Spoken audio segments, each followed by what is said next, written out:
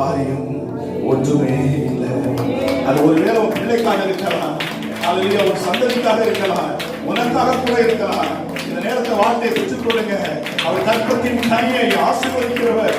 ஹல்லேலூயா. உற்பவத்தின் காலத்திலே நீ ஒரு குமாரனை பெறுவாய் என்று ஆண்டவர் சொன்னார். ஹல்லேலூயா. ஆபிரகாமை நம்ப முடியல, சாராள நம்ப முடியல.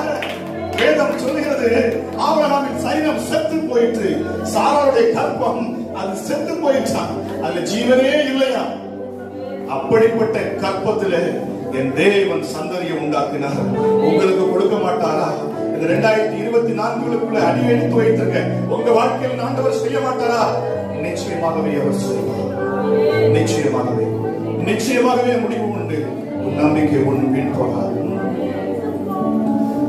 முழு இருதயத்தோடு உம்மை துதிப்பேன்,